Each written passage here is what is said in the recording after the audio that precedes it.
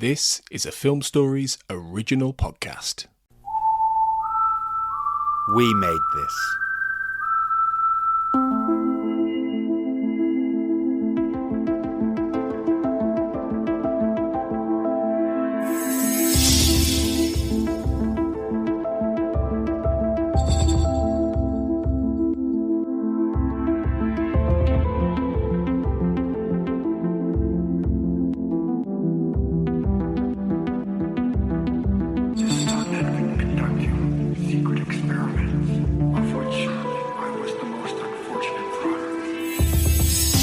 Welcome back, everybody, to the X-Cast. As ever, the truth is in here. I'm your host today, Carl Sweeney, and thank you for joining me for this episode, which is about Season 7 scripts. So we thought that, we've come to the end of Season 7, we've done all the main episodes. We thought it might be a nice idea to reflect, on the season as a whole, and also see what has changed in the transition from page to screen. So with me today to do this, firstly is Sarah Blair. Hi, Sarah. Hello. Hello. How's life? It's going. We're all good. We're still here. Yeah. So that's the main it's thing, good. isn't it? Amazing at the end of Season 7. We made it through a whole new season. Can't believe it's been 2 full seasons that we've been steering the ship, Amazing. It hasn't hit the rocks yet, I don't think. I mean, we've had a few rough patches, but I think we made it through okay. Hit some choppy waters here and there. Yeah. Okay. All right, so in terms of scripts, people might remember that on the Sixth Extinction 2 episode, I referred to a shadowy informant who had passed me a copy of the script for that episode. I can now exclusively reveal the identity of that person, and it's Cathy Glinski. Hi, Cathy. Hi, Carl. How are you today? I'm doing pretty good. Yeah, it's always a pleasure to talk about the X-Files, isn't it? It's always a good day when that's the case. Okay, so Cathy, your script collection, we'll start with that before we get into Season 7. So tell us how many scripts you've got from the X-Files. Do you know how many you've got? I have about 120 of them, so a little more than half. Yeah. Wow. Most of them, I just have one copy. There are a couple episodes where I have multiple versions because they change significantly. Where did it start, Cathy? What was the impetus for all this? I can't remember. Oh, the first one I got was Paper Hearts, and I just enjoyed reading it. And there are things you can find on eBay, and I'm always looking for things to collect. And this one sort of struck a chord, so I started slowly collecting them, and then met up with a couple of other collectors and did some trades, and suddenly I had a lot more than I started with, and just kept going from there. I think during the pandemic is what really, I just started buying a lot of PDF versions. Not all of them are hard copy production used, but buying those and reading them as I was rewatching the series, which was a lot of fun. So I assume if you've got more than half, then the aim must be to get the full set. Is that right? Or is it even possible? Are they all out there? They're not all out there. There are some that, like, one I would really love to get is Schizogyny, just because I want to see what were they thinking. Because there's so much good in there, and that it goes all wrong. But that one's very hard to get. I don't know anyone who has that. And no, I don't necessarily want them all. I guess if I got closer, I have a friend who has like 250, or not 250. She has like 200. I mean, she's very, very close to the end and I could see wanting to get all of them. But yeah, I don't necessarily need some of them. Do you mean? I don't know. Fight Club is the first one that sprang to mind for me. Do you mean things like that? Yeah. Yeah. Or ones that just aren't all that interesting. Yeah. Yeah.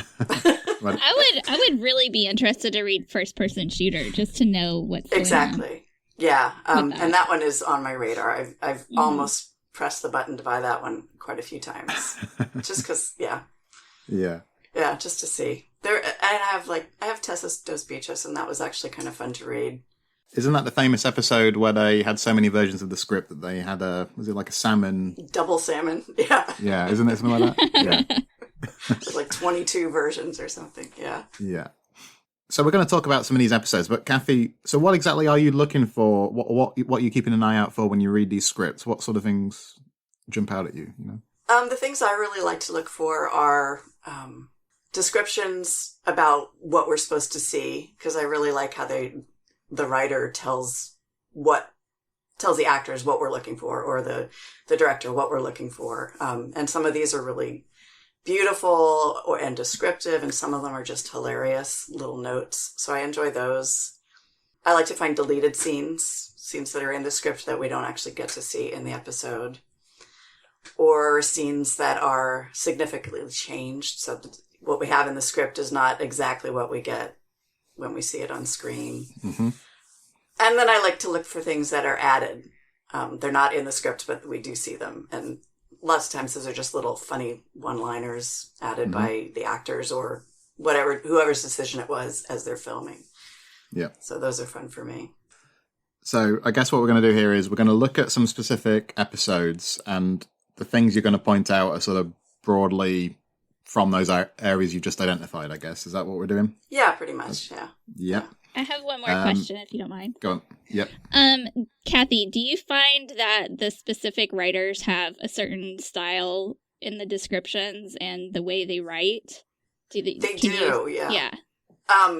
Vince Gilligan's notes are very folksy and funny. Yeah. I mean, Howard Gordon writes some of the most beautiful descriptions. For DPO, I know it's not season 7, but DPO, there's like 3 pages describing the teaser and this kid who gets killed in the teaser. You never see him again, but he just puts so much work in. This is exactly the look we're going for. I like that a lot. Chris Carter's descriptions are how to put it. They're very Chris Carter. They're just, he sets the scene very well, I think. And then David Duchovny's, not like he has a lot of scripts, but both the ones I've read, he's like writing to Chris, can we do this, please? That kind of thing. Which is fun to see. That's cute. Yeah. Have you got any scripts, Sarah? You don't collect scripts from the X-Files? I used to. I've got them somewhere. They're in a box. I need to. I should definitely collect more. I did have maybe about 5 or 10 that I had purchased a long time ago when it was a big deal to actually find one. Nowadays, with the internet and everything, you can, like Cathy said, you can download them and everything. But before, it was kind of like, oh, that's a script. It felt really rare and special. Mm-hmm. Yeah. So I still feel that when I'm reading it. Even the PDF that I buy that anyone could buy, like when I'm reading it, I was like, this is what they looked at to make this episode of this TV show that I love. And I still think it's cool. Special. Yeah. It is. Yeah. It is very, very cool. Okay, I guess we'll jump right in then. So, like I said, we're going to focus on a handful of episodes, I guess, beginning with the Sixth Extinction, Cathy. So, what was the first thing you picked out here? Okay, this is one of those descriptions from the writer. And it's a scene where Skinner goes to visit Mulder in the psych ward, and Mulder attacks him, and Skinner's being choked. And he says, let go, Agent Mulder. I don't want to hurt you. And the script note is, and he could, we must realize. And I love that because it just, we know that Skinner's this big, tough guy, and he really could have hurt Mulder. He could have, done some damage as Mulder's trying to push him against the wall. And I just thought that was a real fun little aside. Doesn't he say the same thing in, is it Anasazi Paperclip? Which one? I feel like when they grapple in the corridor. Yes, that scene. He says the same thing, I think. I don't want to hurt you. Or he says something. It's like something along those lines. Maybe not that exact phrase, but is this what we're doing, or something like that? Yeah. Yeah, it's definitely, in that scene, it's obvious that Skinner could take him out. Yeah. But yeah, so I liked that little aside and that description there. Just a bit of description, and then the next one, though, is a more significant change, is that? Yeah, definitely. So this is a scene where Barnes had just come into this in Africa. Barnes had come into the tent and brought that basket of fish and sets it down. then he starts arguing with Scully about the ship, and they're talking about how it has power, great power. And Barnes says, it's power. It's the ultimate power. Your friend got too close. And Scully asks, well, what about me? What about you? Why isn't it affecting us? And Amina says, who says it's not? But that line from Amina was cut out. And it's my theory that line just gave away too much, that they needed to save that reveal for later in the episode. Because the next time we go to Africa, it's when the fish come back to life. And I think that's pretty significant. And if we had Amina bringing that up here, well, then maybe it gives it away too much and they're not ready for that reveal yet. That makes sense. Okay, so do you think it's also perhaps too explicitly suggestive of the idea that if Scully's been affected by it, well, I suppose it's a possible explanation for the pregnancy, isn't it? But I suppose that wouldn't have been on people's radar at that time. Yeah, it could be just it's just gives away more than they're willing to give away, even for that time in the season, that they want to keep that under their hat. But I like that theory for her pregnancy. Actually, it works. It makes a lot of sense, doesn't it? It does. You say, with the fish restored to life as kind of an analog for it or something. Yeah. Sarah, have you encountered that theory before? I think we talked about it, didn't we? Possibly. Yeah, I feel like we have talked about it. Yeah, I mean, you know me, I don't pay a whole lot of attention to the myth arcs. Well, it only works if you don't believe in the season of secret sex. I mean, if they're not having sex until all things, then it fits perfectly. That her fertility could have been restored way back in Sixth Extinction. Well, it could have been restored, and then maybe it just took that long. It could have. That's true. Sometimes it takes a minute. So that's true. Just saying. You've had an all things epiphany, Sarah. You said to us, haven't you? So we're gonna come to that. Yeah. We're gonna come to that. I'm very embarrassed, but I'll talk about it, I guess. Okay, I'm intrigued. But on the Sixth Extinction Cafe, there was one more. Was it a deleted scene? This is a deleted scene that I think is really cool. It's when Amina and Scully are leaving, and Scully sees this African man, and he says to her, "Some truths are not for you." There's a deleted scene which would show Mulder in a limbo space, disjointed images. And it says he's in the throes of some deep torment. His arms are pinned out, stretched Christ-like. His shirt is off and he's screaming. His body face the color of death, a bloodless hue with a patchy, sooty residue in place. This is what I mean when I say it. Chris Carter sounds like Chris Carter. It says the images should be jump cut, making the horror even more horrible. Time and pain expanded. The pain giving over to anguish, to exhaustion, and finally to death. Mulder limp on his invisible cross. Like, whoa. That's sort of foreshadowing what we see in the next episode. I was going to say that the Christ stuff, which they don't really come to until Sixth Extinction 2. Yeah, interesting. Yeah. And I wonder if, do you think maybe, that sounds like quite a hard thing to visualize as it's described there in the script. I wonder if they tried it and couldn't figure out a way to do it, or it's intriguing to wonder why that might have been deleted or cut, Yeah, and it could be for time, or maybe they just didn't want Scully to see something, so see that yet, Yeah. I don't know. But it was very interesting to read. Budget. Yeah. That sounds like a lot of effects. Makeup effects. Oh, yeah. Maybe. I don't know. When I first saw Limbo Space, I thought of that thing you see in The Blessing Way. With Mulder floating out there when Deep Throat comes along. But actually the description sounds quite different if it's all going to be jump cuts. It would have been quite a different sequence, it sounds like.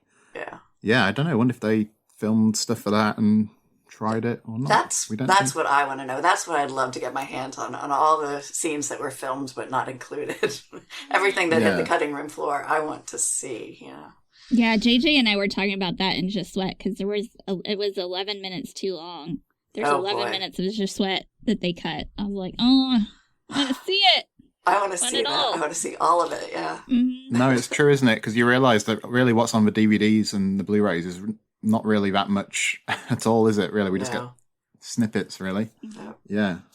Okay, so the next episode then, of course, is The Sixth Extinction 2, Amor Fati, in which Tina Mulder appears in the actual episode, but relatively cursorily, doesn't she? Yeah. But there was a bit more with her originally. Yeah. And now I have two versions of this script, so this is the earlier of the two I have. So we had seen Scully leaving a voice message for Tina from Mulder's office, and she says, please call me back at your son's office at the FBI. And in the script, she actually threatens to get a warrant, which I think is a little ridiculous, but. Oh, Tina. And so then this next scene was deleted. Tina shows up at Scully's apartment, and she's explaining why she couldn't call. She's afraid of the men who had taken her. She didn't want to put Fox's life at risk. And so she says that people are saying that his friends are sacrificing his health for information. And Scully says, whatever you were told, these men who have him, they're untrustworthy and devious. She says, they'll use any advantage, including prostituting personal relationships of people they say they care about. It's just such a really weird line. That's interesting. Because I feel like there are plenty of scenes with Mulder and Mrs. Scully, Mulder and Maggie scenes, but there's not just a whole lot with Scully and Tina, except that I can think of, again, in, is it Anasazi or Paperclip? Doesn't Blessed Demons? Yeah. Do they meet in Demons? Mulder's there too, and then he walks out and leaves Scully. It's very awkward moment. Just one-on-one, yeah. Maybe. He had a hole drilled in his head. Yeah. Yeah, extenuating circumstances apply. Yeah. Exactly.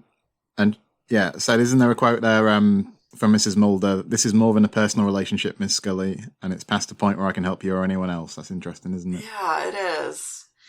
Yeah, she's basically what Tina Mulder does is she says she's wiping her hands of it. She's not getting involved, but more than a personal relationship. I'm not even really sure who she's talking about.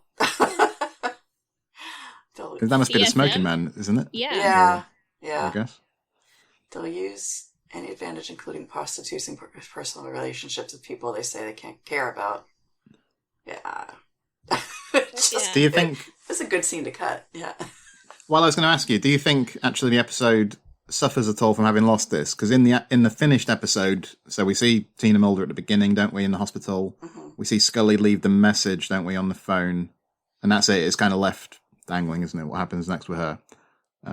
But do we need to know that? That's true. I'm not sure this adds much to it, other than she's afraid, and that does explain that she was afraid. She didn't want to risk Mulder's life. Didn't want to risk her own life, maybe. I'm not sure it adds enough to... I don't know what else you would cut to include this. Yeah. Isn't this a particularly interesting script just because of the background? I mean, what you hear is that the two writers, obviously Carter and Duchovny, kind of parceled up the, divided out the duties on this one. So this would have been, the way you hear the story, this would have been in part of the Chris Carter stuff, would it? Yes. Yeah. He wrote the scenes kind of that really exist, really happen. Is that your understanding? Yeah, yes. What I understood, Chris Carter wrote the stuff that's happening with Scully and Smoking Man, and David Duchovny wrote the dream sequence. Yeah, that's how I understand. Is there any sign of that on the script you have at all? Is it mentioned? It's not mentioned. No, there's nothing says this is written. The cover page says it has both their names as writers, but the scenes themselves don't specify who wrote it. Yeah, it's just if you can recognize the style. Yeah.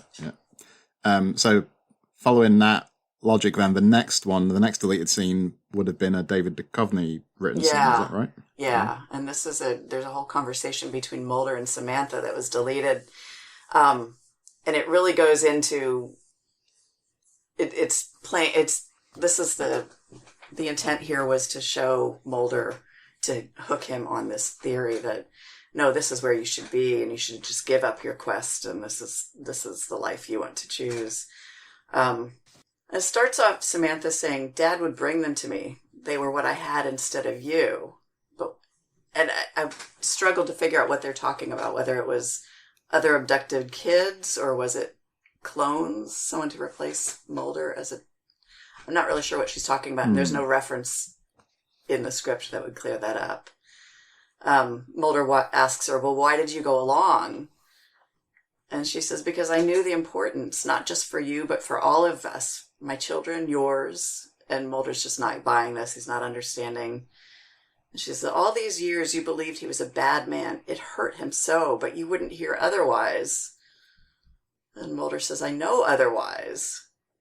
And Samantha goes on, everything he's done, my abduction, it's all been for a purpose, a greater good. It's hard to find out your compass is off. It's hard to accept nothing you thought was true is true.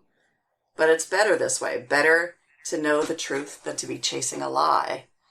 What you have here may not be the most exciting story in the world, but a real life is better than a life imagined. And Mulder falls silent. So I like this scene. I like that it's really telling us it shows us how Mulder would be drawn into this complacency that he shows throughout the rest of his dream life.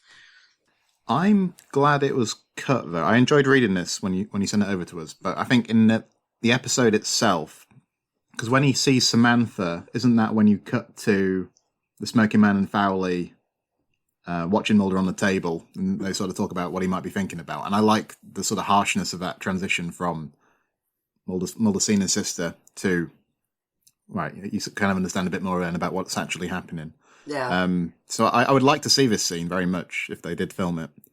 But I like the way the finished episode, like I say, goes from seeing Samantha to that kind of harsh cut. I don't know what you think, Sarah.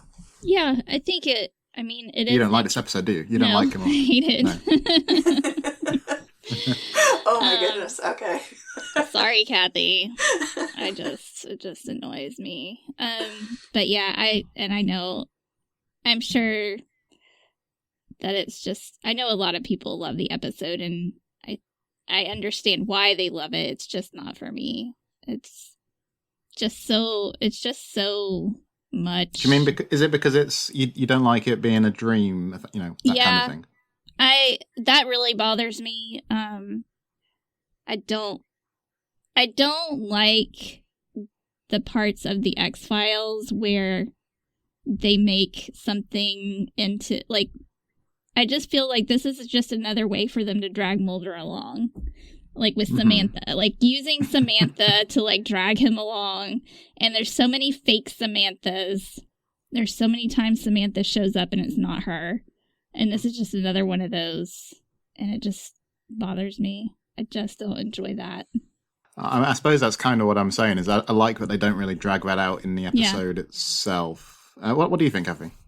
I think this is generally true. The scenes that are deleted, I love seeing them in the script, but I always like the episode better the way we got it on screen. So I think there's reasons to delete these from what we're seeing, and it generally works much better. But I really think that, like you were saying, it's very effective the way they jump from seeing happy, playful Samantha, just a glance at it, and then going straight to Foley and Cancer Man. So I think that the story as told is better than the story as written in the script, for sure. Okay, so the next one, Kathy, then there's some deleted dialogue between Scully and Foley. Yeah, this is really funny, I think. This is when Scully confronts Foley at the FBI office, and they step into an office to talk, and these next two lines have been deleted. Scully says, "Maybe we've gotten off on the wrong foot. I'm just appealing to the person that must exist under all that cleavage and ambition." And Foley says, "You got an awfully big mouth for such a little chick." Now, I love that line from Scully. Underneath all that cleavage and ambition. I actually, a friend made t-shirts that say cleavage and ambition. I don't like Foley's line. I think it's really stupid. Yeah. But I think the episode's better without that little exchange. But I do like to think that, Scully. I can hear her saying that, though. Right? I can hear her voice in my head. I can hear Scully saying it. I'm not sure I can hear Foley really saying that, or I think it would be really awkward if she did. You know? Yeah, it would be forced. It was, it wouldn't feel right. So yeah, it's good to know that exists, though. But the next one is more significant, right? Yeah. This was interesting. It's a scene that we see in the episode, but it's been changed from what we had in the script. When Mulder is strapped to the operating table, we see him. But the script describes that he has fresh scoop mark cuts all over his body that we never see on the screen. The description is close on a man's ankle where there's a fresh scoop mark cut. The camera pans tracking up past the man's knees where there are also fresh scoop marks. Up his arms where the scoops are on the inside of the elbow. And now panning up to reveal that the man is Mulder, unconscious. And then... This is when he's strapped down next to the CSM. There's a physical closeness to the way Mulder and CSM are laid out, a closeness that should make the audience queasy.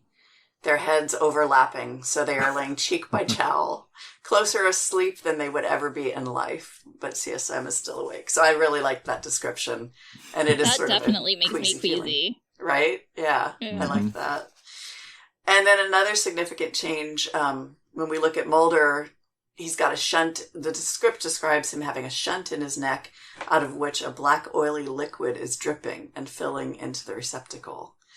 And we don't see that on screen. And I thought that would have been really a nice touch to see, just to tie in what's going on to the bigger mythology and what happened to him in Tunguska. But we don't get that. Yeah. By scoop marks, what exactly... Do they, in My Struggle 1, the abductees have scoop marks, don't they? But that isn't typically what we saw in the original run, is it? Or am I wrong? I don't think we ever did. I think maybe Dwayne Barry referred to scoop marks. Right. But, yeah, when it came up in My Struggle 1, I thought, what is that all about? We've never seen that before. And I could be wrong, but I'm not... We need Kurt to answer that question, but I don't see those. I don't remember seeing those. That sounds like one of those bits of research that maybe they enjoyed putting in, like just never got to actually use. Maybe he just researched alien abduction and liked that little tidbit. But I think what confused me in My Struggle is there's some kind of reference to it being one of the classic signs or something. Right. And I was like, what? Have we ever seen this before? I don't know. Yeah. Well, here we go. Evidence that it was being considered in season 7. Right, yeah. It was always in Chris Carter's mind. He just never showed us. So I think that, that struck me as odd in My Struggle because they were talking about it as if we've seen that in every time. But we've seen everything that's in Chris Carter's head all the time. We are mind readers. We have telepathy as an audience to everything that's in Chris Carter's mind. So give him a break, Sarah. Come on. No, like you say, this thing with Mulder and the Smoking Man, it is kind of queasy to think Mulder and the Smoking Man lying as close together as the Smoking Man and Mulder's mother once had. The black oily liquid, kind of cool. All right, and then there's some stuff about the dream sequence with the UFO as well. All that stuff. Okay, this I liked because it's a little description from David Duchovny. It's talking about the pandemonium outside when Mulder is a very old man in the dream sequence. It says, the world is ending. Fire rains down from the sky. If we can see, parentheses, afford UFO activity, it'd be cool. I loved that. It was like, can we have that? So that was just a funny little bit, I thought. And he kind of got his way, didn't he? Because I think what we see in the episode is very evocative and it works well. So it was good cool for him for pushing for that. Yeah, it was cool. I do love the little notes that the little asides that they put in. Because they're really, that's the thing about scripts, is that they're really telling the story. And as a novelist, it's hard to wrap my brain around that because you have to show the story visually on the page and describe it so that people can see it inside their mind. But when it's a visual medium, like television or film, you have to describe what the people are seeing. So you specifically have to say, this is what I want the visual to be. And it's kind of like a blueprint. Yeah.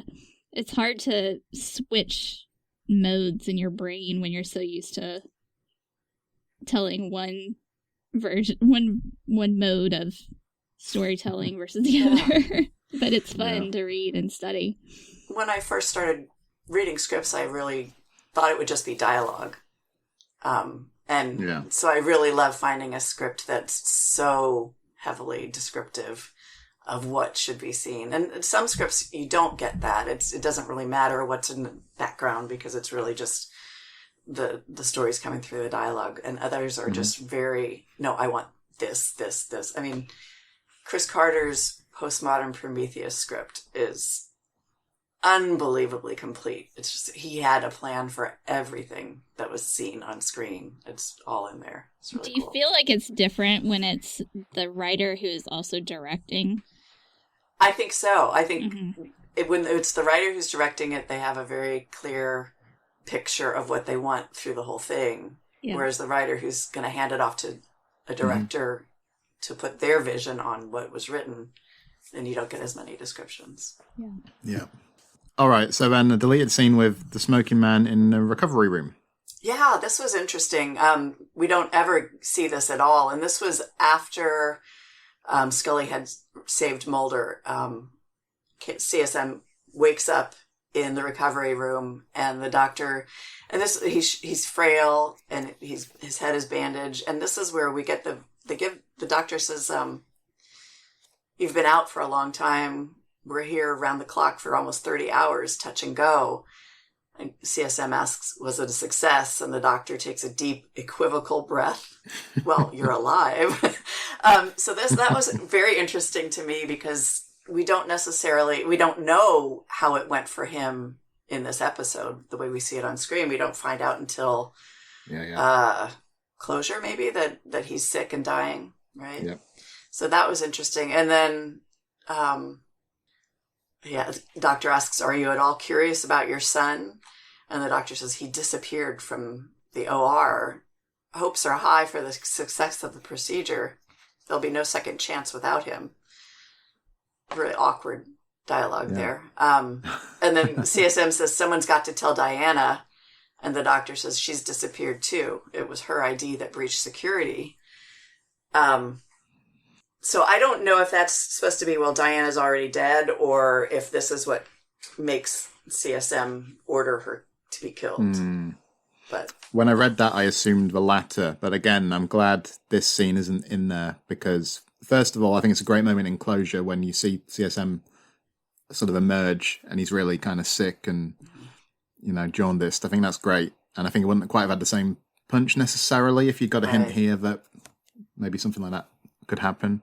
And I also like how in the finished episode they really downplay Diana's, about turn and kind of keep it in the background somewhat. So again, this would have pushed it forward slightly more. So I think, again, a good deletion. Yeah, absolutely. And then I think the biggest discussion point, well, possibly for this episode, is what happened with the final scene between Mulder and Scully.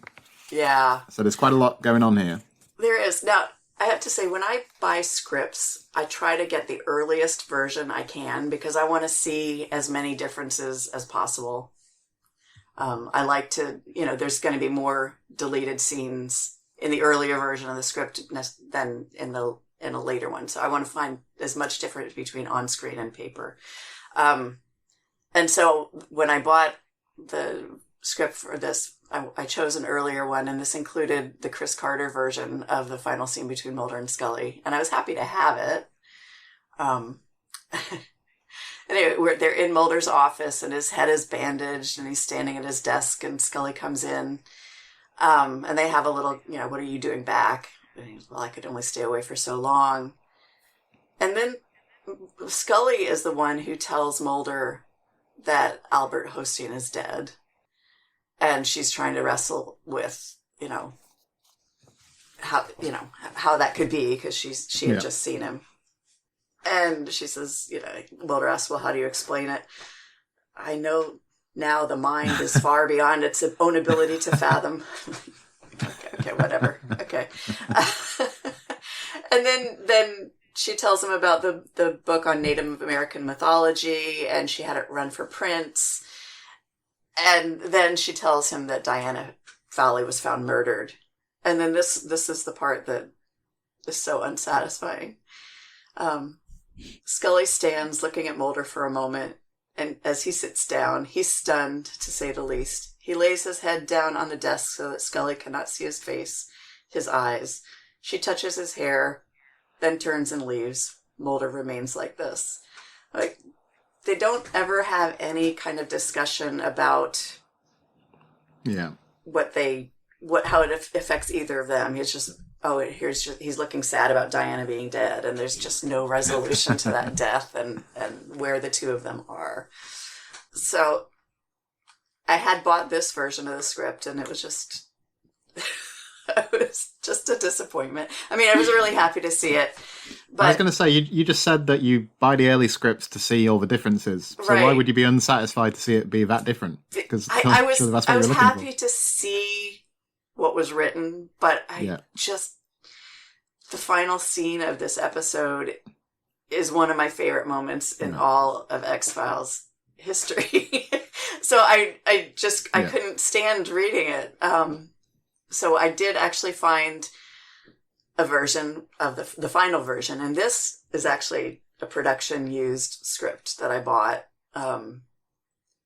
which means there probably weren't that many production used scripts. They didn't need a lot of people on the scene. There's only 2 actors in it. That's the only thing that's changed in this script is the final scene. So this is from the hands of one of a few people who had it, which really makes me happy. And what's interesting about this final scene, as we see it on the screen, is it was filmed later. Like they filmed the entire episode, and then it was changed after, like 2 months later. They reshot this final scene that we get in the episode, and it's pretty much exactly what you see in the episode, but David's descriptions... Oh, and David wrote this, not Chris Carter. They're really lovely. It's like... I'm just going to go through this. So Scully reaches for Mulder's untied tie, and he makes his joke about, hey, now tie goes to the runner. They both laugh at this, maybe a little too hard, silly, perhaps just a release of tension.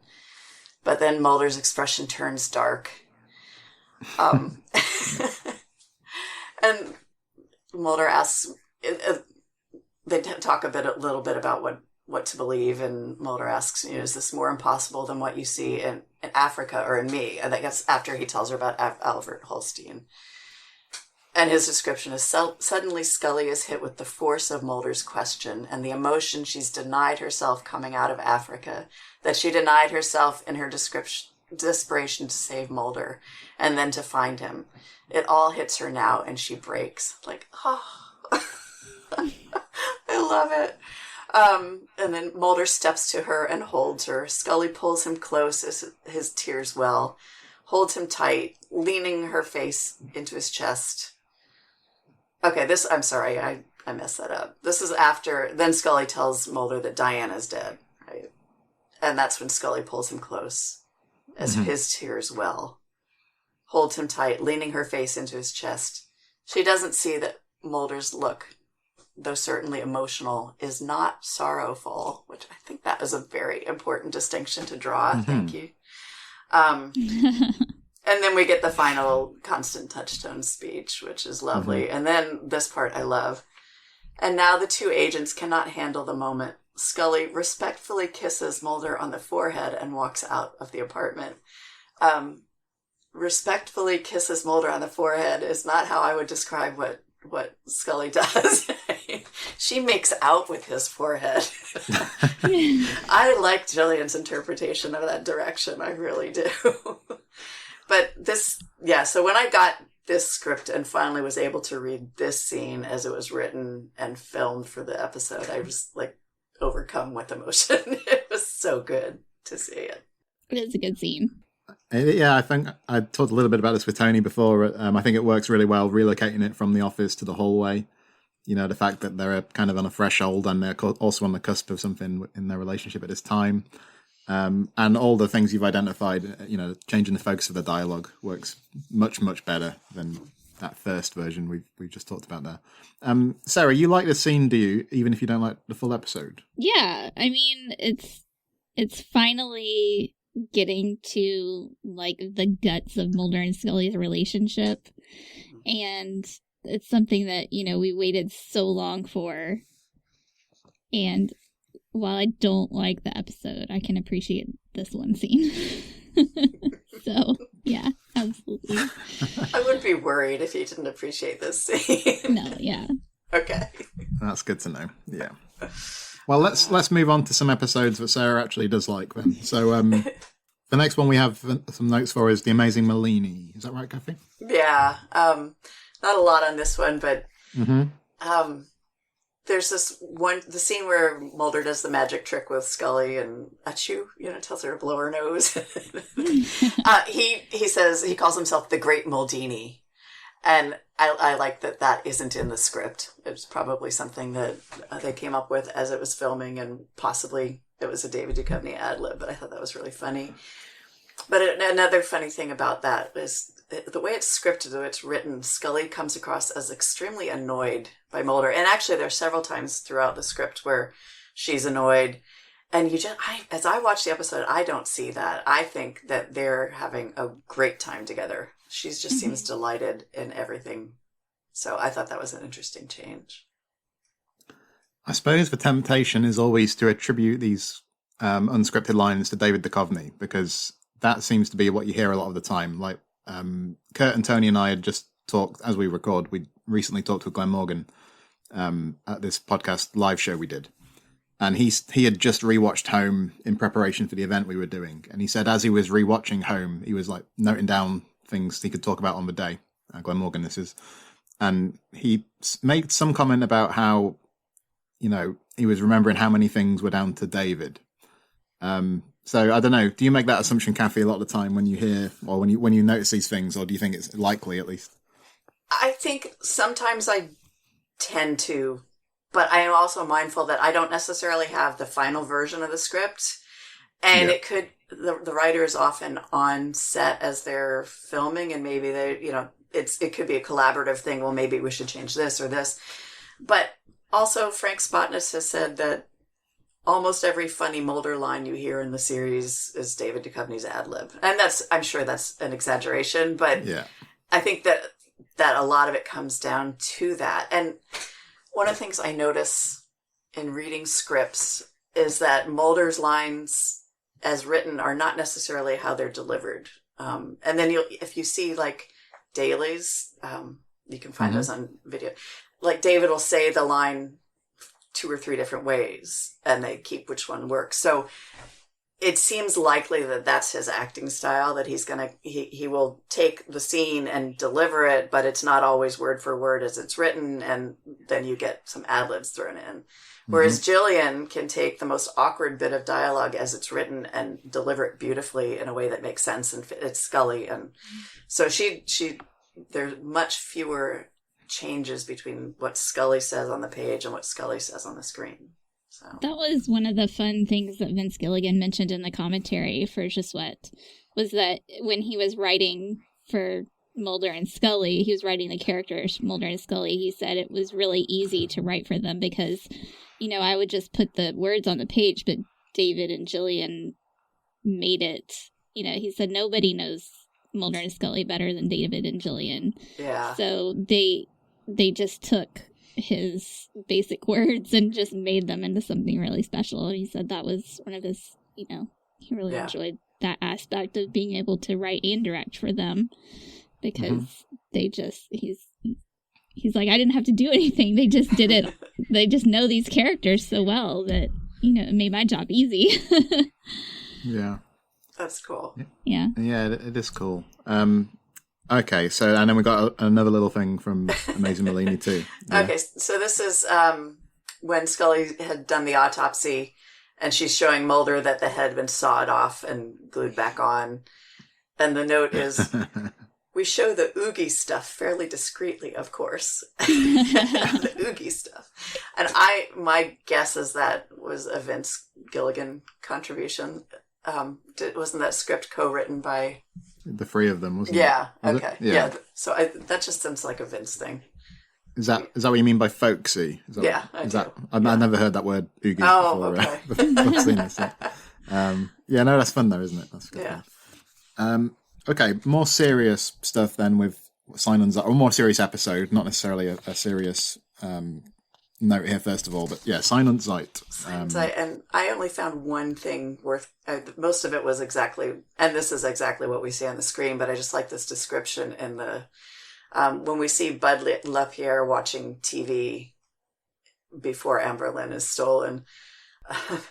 It says, a scene from the Fox would-be hit Harsh Realm plays. And then Bud says, this is great. But I just thought it was really funny that Chris Carter was just going to plug his other show that didn't go anywhere. The Why not? would-be hit. Yeah. So. Yeah. And that's exactly what we see on screen, but I just thought it was fun to see how he described it. Yeah, a bit of self-indulgent axe grinding, isn't it, Sarah? Cause I think Harsh Realm had already been. I can't fault him for that. It's totally something I would do. Yeah. Yeah. And there's more in the episode, isn't there? Because obviously when Mulder comes to talk to the Lapierres, I'd never heard of it before. Like the network hasn't promoted it. Is the implication? Yeah. Yeah. Okay. That's pretty good. Yeah. And then the follow-up episode is Closure, of course, and you've got a few things from this one. There's a few things, yeah. Yeah. So Scully met with the other agent who was showing the videotape of Mulder's hypnotic regression. And there's a deleted scene after that where Skinner calls her into the office and tells her to leave the matter alone, which was interesting. I think they cut it for time, but it was. I also don't quite buy it. Why would Skinner be? I guess the implication was that the order came from higher up, and so that was cut out. I think that just muddies the waters a bit. So we're better off without it. So we don't miss that one too much. Yep. Yeah, no, that Except makes sense. Skinner. Yep. I missed that one. It's Skinner. fine. Yeah, It's okay. Skinner. Yeah. I included a Skinner strongman earlier, so that was for you. Yeah. And then a deleted scene at the April base. Yeah, this was interesting. It was so Mulder and Harold Pillar go to the April base at night. This is after they've been turned away at the gate during the day. Is they're going to go back and find whatever happened there. And Harold has a vision at that point where he hears children crying in a place they can't escape. And he's describing this. Dozens of children in a high-walled space, frightened, a light shining overhead, and then a boxcar door slides open, and silhouetted figures of men loading on a loading dock. And Pillar tells Mulder it was here. And Mulder looks down and he brushes the dirt away and sees a linear object exposing train tracks. And Mulder says they did tests on Samantha like they did on the others, a secret government project. They brought the subjects in on train cars. And then it's after that where we move into the Mulder finding the handprints in the cement. So that was interesting. I think it fleshes out a bit more how Samantha could have ended up there. It ties it in a bit more with, obviously, what we've seen in episodes like Nisei 731, doesn't it? I wonder if they thought it was just working a bit too hard to tie it all back to the mythology we've seen before, and that's why we don't see it, or I don't know. But yeah, I wonder. Yeah, it doesn't seem necessary at all to the episode. Yeah. So maybe it would have distracted from the specific emotional core of that story, perhaps. And it's possible that we're still trying to figure out if we should trust Harold Pillar. And then if giving him this vision of something that we've seen in other episodes would give that away too soon. That's a good point. Yeah. All right. So yeah, the great sequence with Mulder in the clearing as well. You wanted to talk about. Yeah. Fantastic sequence. Yeah. It's beautiful. And Kim Manners talks about this in the commentary for this episode. How, well, I'll read to you how it describes how it was scripted. Moby is playing, the music is playing. The boy leads Mulder to a clearing. He sees Amber Lynn. Mulder is happy at the sight of her, and then he sees Samantha coming toward him, 14 years old, happy and innocent. Mulder dropping to his knees to take her in his arms. As the other kids all stop what they're doing to look on, all happy and smiling at the reunion, which for Mulder is not sad or tragic, only joyous. But for Mulder, the tears come as he loosens his embrace, looking at his sister with knowing eyes now. So Kim Manners has talks about that, it's scripted that Mulder's supposed to start crying, and David had decided that he wanted to do it a different way. And so let's just try it. And they filmed it, and he didn't cry. He just had this, look on his face.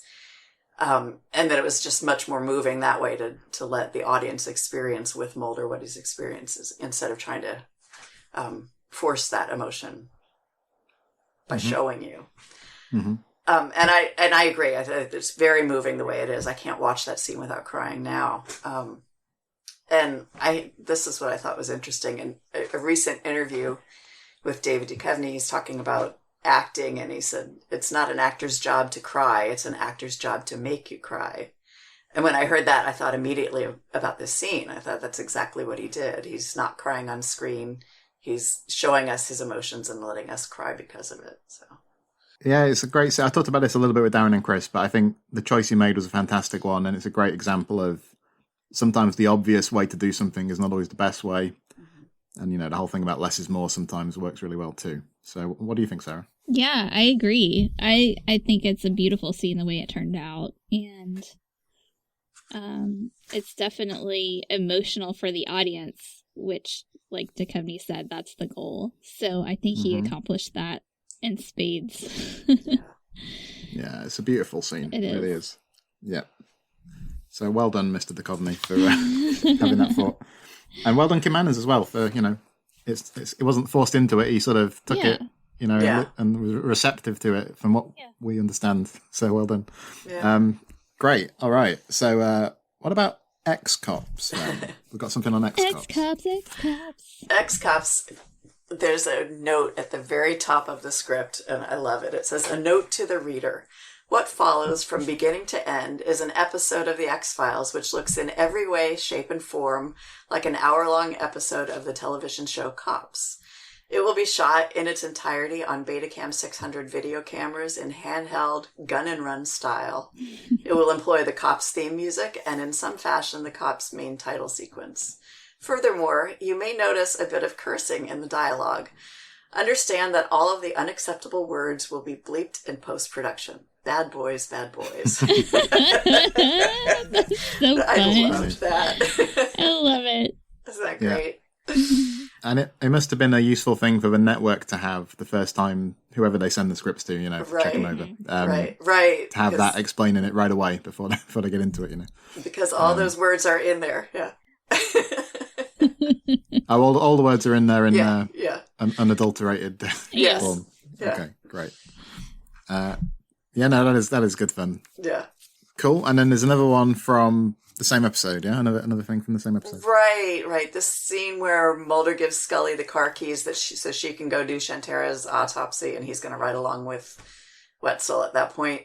In the episode, he hands her the keys and he goes, "Fill that tank up with gas," and that's not scripted. So I thought that was a funny little addition. But everything else in the script is what we see on screen. It's just really fun to read. Like I said, the curse words are all there. But it's a fun script to read, I'll tell you. Yeah.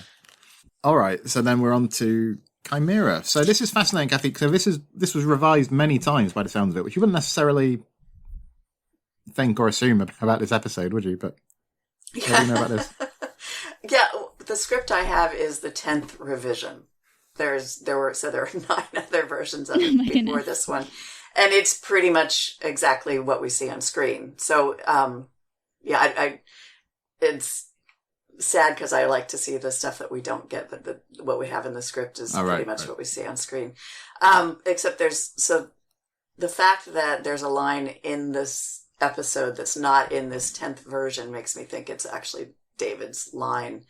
And it's when he's taken into Martha's house, looking around at how decorated it is. And he says, are you sure Martha's last name isn't Stewart? And so that's not in the script. I tend to think that came from him as they were filming, just because we've had so many changes to the script already. It probably was a last-minute addition. I'm just wondering, for our international audience, can you help me out slightly with Martha Stewart? I mean, all I'm vaguely aware of, did she go to prison at some point? That's it? Oh my goodness. And was that after this? Or? It was before. It was after this. This was before she went to prison. Oh, so. Yes, prison. Sorry. The point he's making is Martha Stewart is this lifestyle guru. Not guru. Is she? Yeah. Shows you how to decorate and bake and cook and the best way to do everything. It's a good thing. And right. So if you see a house like in New England, especially, and it's every square inch of it is perfectly arranged and decorated and planned, that's what he's talking about. That's what he sees when he walked in the house. We used to watch, in my senior year in high school, my best friend and I, she lived, very close to school. So we had our senior privilege was to leave campus for lunch. We would go to her house to eat lunch and watch Martha Stewart living every day. It was the best. Wow. It was so fun. Yeah. You rebel. I know. We'd just go and eat lunch and watch Martha Stewart. What an exciting life you've led. I know. So. We were just so wild. Okay, so that's pretty fun, and a fun little detail about Chimera. The next episode, is a biggie then. So, all things. Sarah, do you want to tell us your epiphany before we hit the script, or when should we get to that? I don't know. I guess let's talk about the script first. Okay. Yeah. Okay. So, have we got a few things about this one? There's a lot, and the script I have is, I would think it's Gillian's final version, and then there was stuff that was added later that she wrote with the help, or I don't know if Chris and Frank wrote it or if worked with her and added to it. But anyway, this has a lot of scenes in it that we don't get in the episode, and just a lot of descriptions. It's really an amazing piece to read. I really enjoyed reading it, but it was also, you can tell she has not written scripts before, because she probably wrote enough to fill 3 hours of TV time. So the first one I have is her description of Scully in the teaser, and Scully. We see Scully's face. What little light there is seems to dance and sway from above. She looks straight at us with an ever so slight, peaceful smile.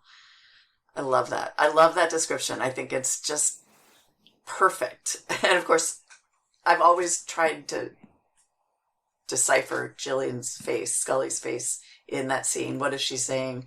And then I got the script and I saw her description of an ever so slight, peaceful smile. I'm like, yeah, that's exactly what it was. Nailed it.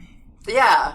And she's looking at herself in the mirror, and then she walks out and past Mulder's naked leg in the bed.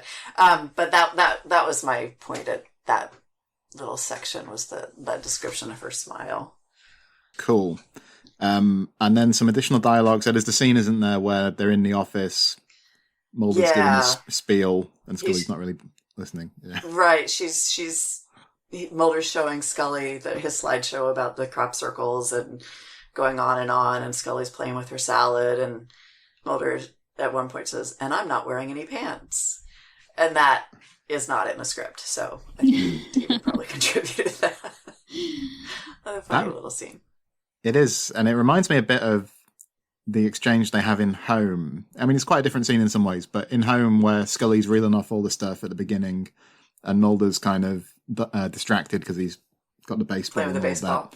And Scully says something like, "And I've quit the FBI and become a spokesperson for the Abril." It's the same kind of thing, isn't it? It is, add in the one-liner. All right, so, and then Scully, again, meeting after Scully meets Colleen, she goes to the office. Yeah, and here's a deleted scene, and it's mostly just description. Scully's in the office getting the papers to send to Mulder, and she moves past Mulder's inner office, and as she passes the glass partition, something catches her eye.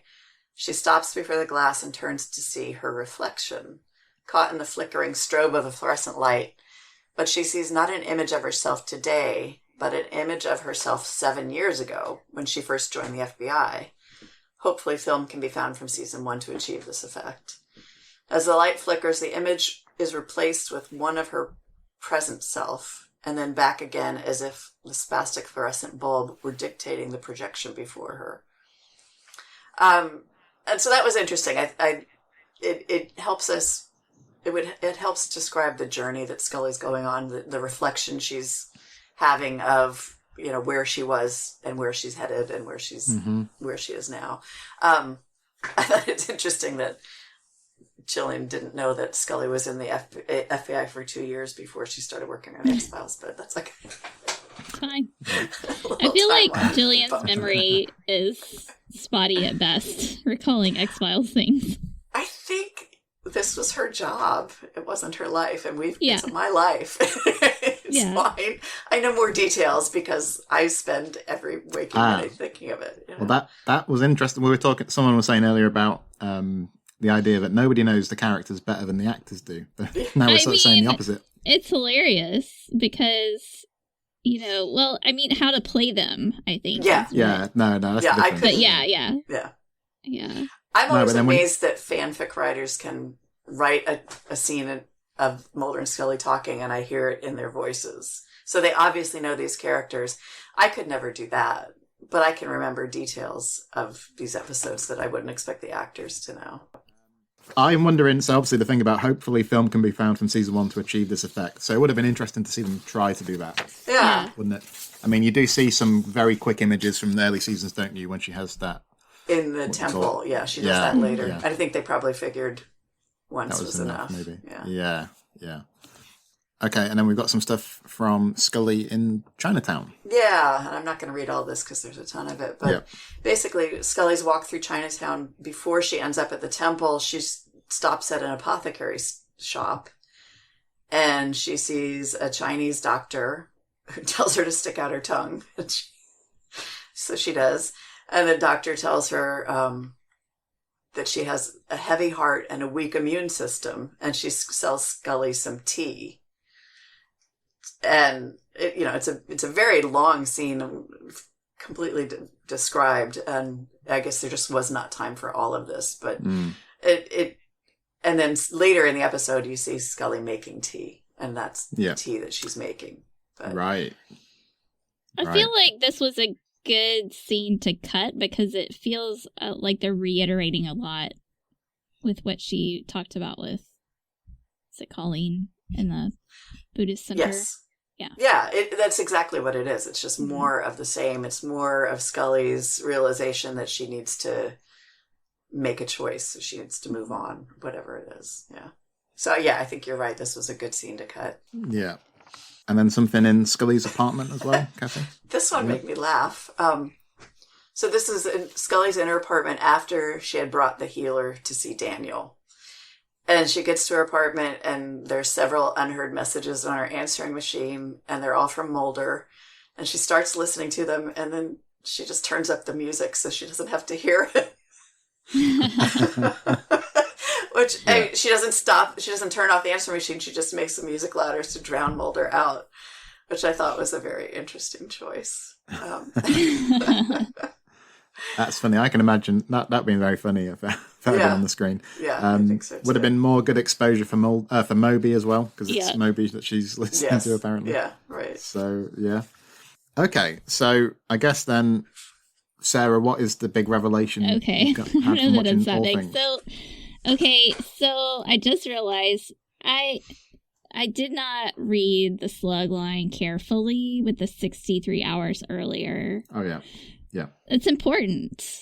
But, being a shipper and having the mindset that Mulder and Scully were already involved in a physical relationship by this point, it never occurred to me that this might be the first scenario in which they slept together.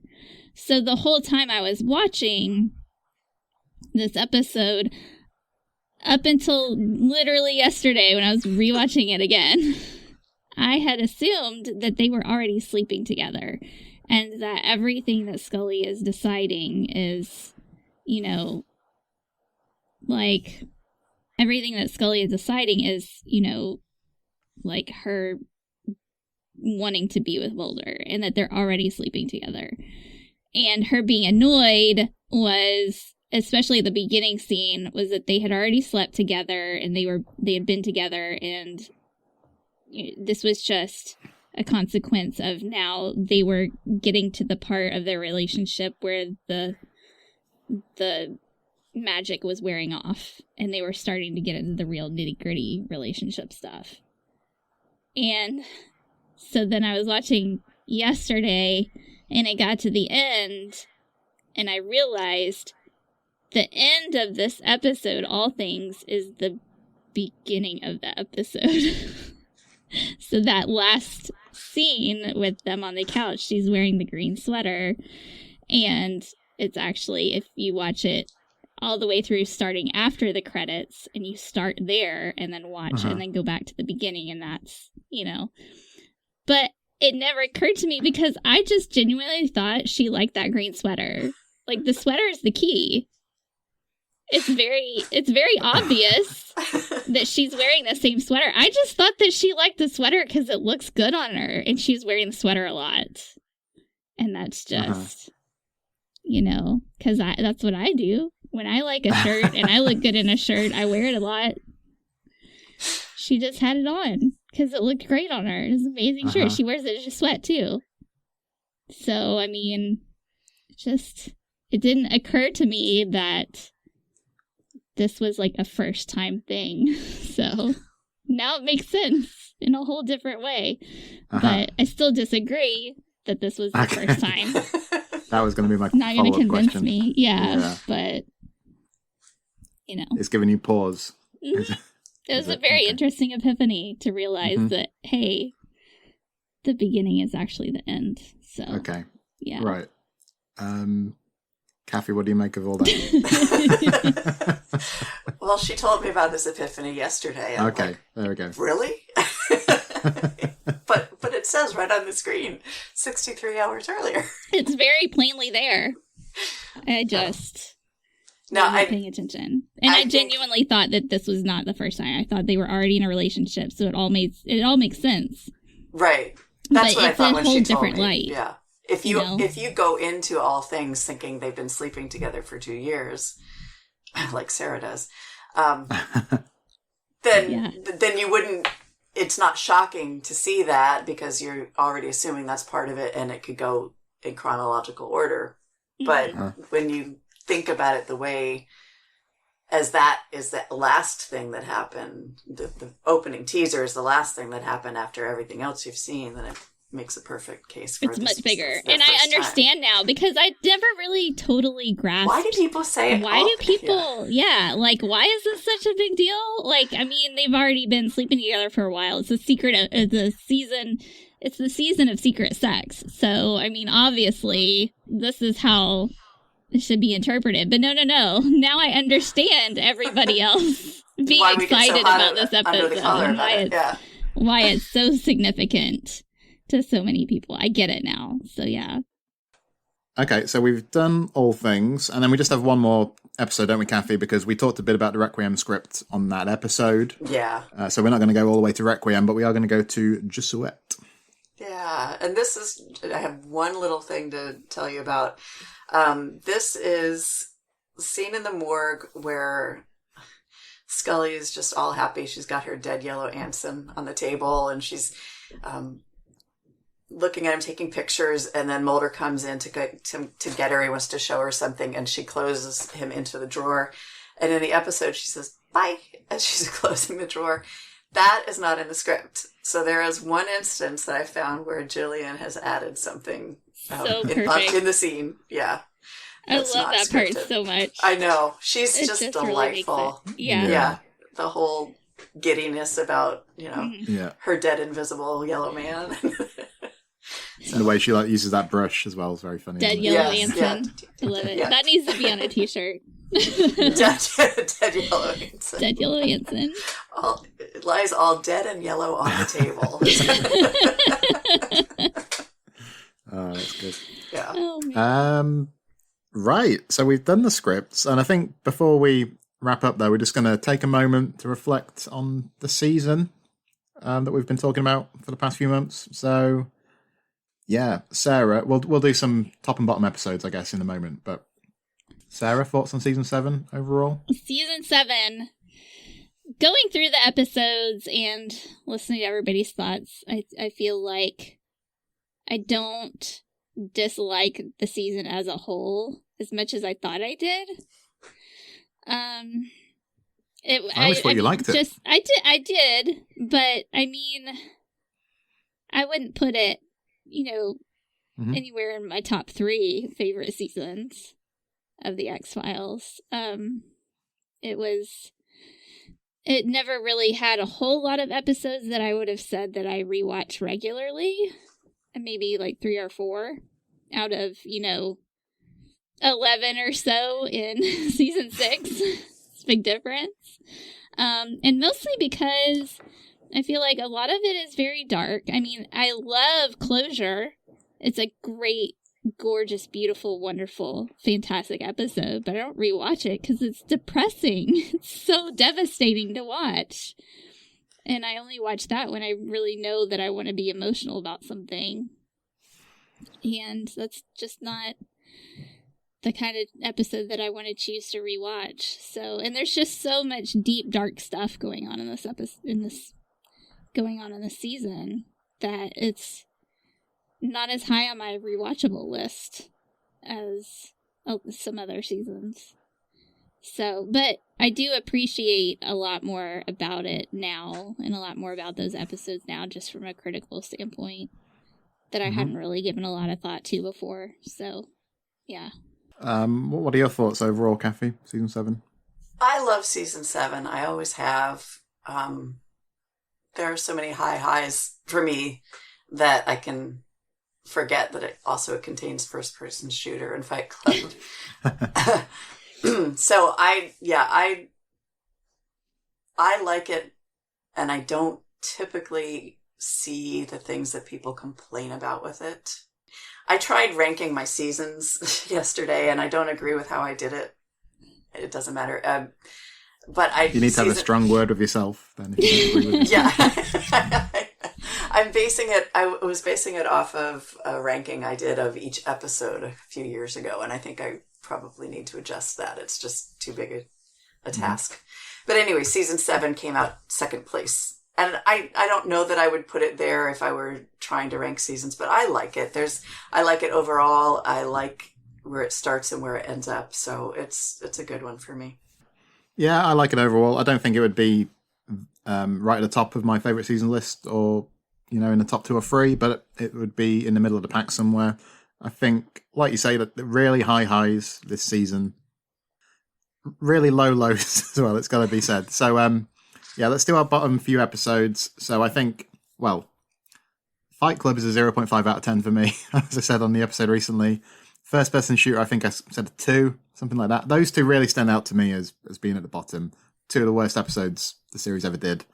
When I was thinking about what came next, I found it quite difficult, actually, because I feel like there is quite a big gap between Fight Club and First Person Shooter and then everything else. And I felt like there were a few episodes at around the same level. So I was thinking, should I pick Millennium? Should I pick Orison? Which I think are just unremarkable episodes. I don't think they're like horrendously bad or anything. I'm going to say The Amazing Marlene, which I find quite uninspiring. But like, only in the sense of it being, I think I gave it a 6 out of 10 when we did the podcast. So that, I'm not saying it's really bad. I just, that would be next for me, I think. Yeah. Well, Cathy, you would have 2 of the 3 the same as me, I think, from what you just said. Yeah, I put First Person Shooter as the worst, and then Fight Club. And then, for me, it's Enemy. I don't like it. I don't like it at all. I don't. I can't say it's a bad episode. I could see where you would choose Amazing Marlene because there's nothing there. But I would much rather watch Amazing Marlene than Enemy. I don't like it. So yeah, because of the whole vibe. You mean with the smoking man being so creepy? He's creepy. Yeah. The what was skeezy? Is that the Skeezy. the skeezy factor? Yeah. I just don't like it. Yeah. Yeah. Yeah, I could see that. Sarah, you do like Fight Club, so Fight Club's not going to be in your bottom. No, it's not on my bottom. No. Okay. Yeah, as far as like rewatchableness goes, that's how I set my bar.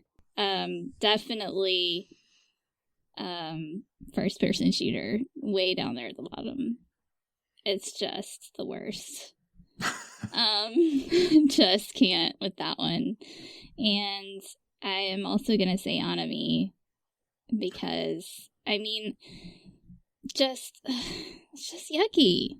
It's just yucky. You gave it like a 7.5 on the podcast, something like that. Critically, I don't want to watch it though. Okay, right, I see. So I get it. Yeah. And sorry, I know you're gonna be mad at me for this. I just don't like the 6 Extinction episodes. Sorry, I don't want to rewatch them. I don't mind rewatching the last scene, but like the rest of it, I'm just not interested. Don't enjoy watching those. So yeah. I know I'm alone in this, and it's fine. I'm gonna stand over here on my hill, my little flag, and I'm gonna be alone, and it's okay. I'm okay with that. No, I mean, yeah.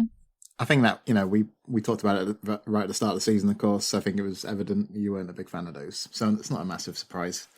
Yeah.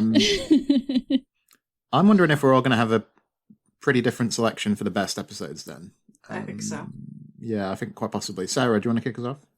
Yeah, so definitely Just Sweat. Favorite. Love that episode so much.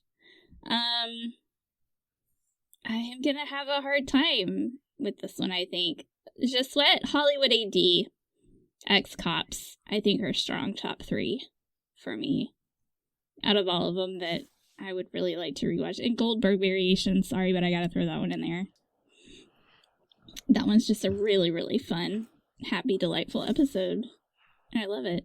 So, those are my tops. Yeah. So easily just 4 episodes in your top 3 this year. That's better. Yeah. Just 4 in your top 3. Yeah. Yeah. All right. I'm going to go. I think there are a few episodes that are very close for me, about a 9 out of 10 or even a little higher. So I'm going to say third place, Silent Sight, I think is very good. I'm going to go Requiem second, which we obviously have talked about very recently with myself, Cathy, Darren and Kurt. And I'm going to go Closure top. Now, I think Closure is I would give it a 9, but kind of like you said about Requiem, Cathy, where some bits of it are above a 9 and some bits of it maybe a little below, but it kind of comes out at an average of about a 9-ish. So I think that's a great episode. I think it's very emotional. I think a couple of just devastatingly good scenes in there. The discussion in the diner where they're reading Samantha's diary. Yeah. And then the scene in the clearing that we talked a bit about earlier. So I think it's a great episode. I really do. That would be my top one. Okay, Cathy, go for it. Okay, well, I considered Sign and Sight and Closure as one episode. Yep. So that's my number 3. Number 2 is Amor Fati, and number 1 is Requiem. And when I did my ranking of every episode of the entire series, I had Sign and Sight, Closure, and Ex-Cops were right next to each other. So I have to give Ex-Cops an honorable mention, because on any given watch... Yeah, there's nothing in it. I picked 4. Yeah, you can pick 4. It's fine. Well, that makes it 5, actually, because I 5 out of 3. Okay. my top 5 of top 3. It's fine. Yeah. Yeah, no, I think that's great. Those are great choices, and I think it's weird that I've gone for top 3 mythology when it's such a mythology light season. But what we do get, I think, is generally so good. Is what I'm kind of thinking. Right, all of mine are mythology. Yeah. Yeah. So you all enjoy the angst, is what you're saying. I do. Well, I don't agree with you, Sarah, and I find something like Closure actually very rewatchable. I wouldn't want to watch it on a weekly basis or anything, but I could watch it regularly and still get caught up in the emotion of it. Yeah. So that's where we differ, I guess. Yeah. Yeah. I love it, and I think it's a fantastic episode. It's just, I don't want to cry all the time. I want to be happy. It's fine. That's fair enough. Yeah. Yep. Yeah. Okay, I guess Sarah will be back. I mean, season 8 is going to come after a while. We'll probably do a few bits and pieces before season 8 kicks off in earnest, won't we? Just to keep things ticking over. Excited to get into the John Doggett era, Sarah? Yes. She said, It's so gritted teeth.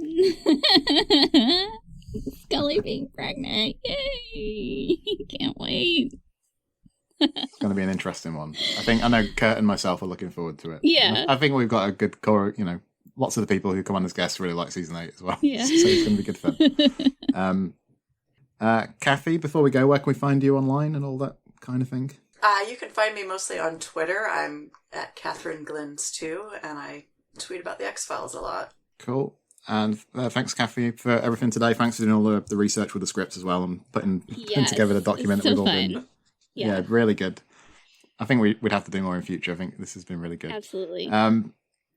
Sarah, what about you? Where are you online? I am Sarah L. Blair on Twitter, and I am author.sarah.blair on Instagram. And you can find my latest book, Air in Darkness. It's part of my Ties in Darkness series, and it's out now. So only one more to go. Yeah. We'll see what happens. Great stuff. Yep. Cheers, Sarah. Right, I'm on Twitter at CKJ Sweeney. The Xcast is at the X_cast. We're also on Facebook, where we've got the Basement group as well. Also on Instagram, Sarah. Where are we on Instagram? What are we called? The Xcast Pod. Yep. Okay. Yep. Great. So that's those are all the places you can find the podcast. All right. So that's it for today, listeners. Until next time, always remember, trust no one. Elsewhere on We Made This. Shipwrecked and Comatose, a Red Dwarf podcast. So you know how you were both talking about the attractive women and how you spotted a particular one that you liked, etc., etc. Would you like to know what I put in my notes? Go on then. Yeah. Love the Cuban heels.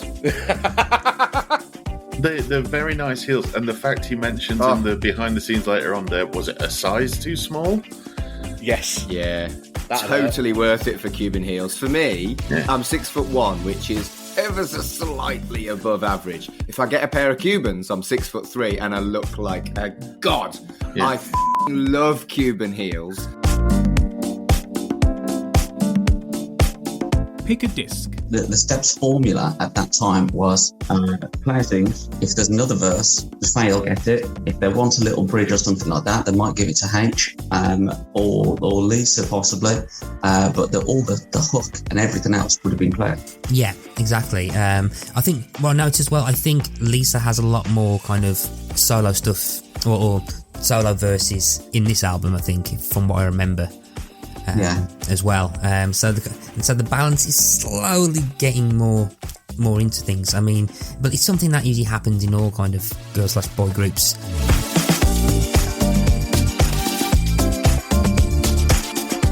Frame to frame. My first trip to the cinema to see a Bond film was Die Another Day. The first one I saw in the cinema was The World Is Not Enough. I tried to get into Tomorrow Never Dies. I was just too young, and we got rumbled in the queue, and I was absolutely devastated. She went, "Oh, are you 12 years old?" There was a woman in the queue. I thought, I can't remember if it was the woman behind the box office or not. She basically did like a kind of MI6 job on me and scammed me. And, "Oh, you're not getting in." It doesn't sound like it took a lot of interrogation. There was no one exactly, holding a rope with knots in it to you. Exactly. We know how long I'd last in the field. Are you 12 years old? No. Yes, I am. It's like the stoning in Life of Brian. He said, "I'm sorry, I thought we'd started."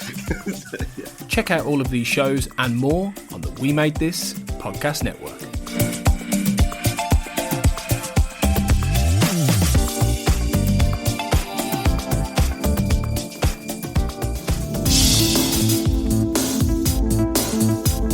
The Xcast and X-Files podcast was created by Tony Black and is produced and hosted by Carl Sweeney, Sarah Blair and Kurt North. You can find the podcast on Twitter at the X_cast, on Facebook by typing in the Xcast, and in our group, X-Files Basement, the Xcast podcast fan group, and on Instagram at the Xcast pod. Don't forget, you can support the show by becoming a member on Patreon. Our patrons get early access to episodes, behind-the-scenes chats with our hosts and a thriving community of X-Files, and other premium interviews and specials. To find out more and subscribe, you can go to patreon.com/thexcast. That's patreon.com/thexcast. We are also part of the We Made This podcast network, full of popular culture shows, including our Millennium series, The Time Is Now. You can find all of our shows at our website, wemadethispod.com, or via Twitter at wemadethispod. Thanks for listening and keep watching the skies.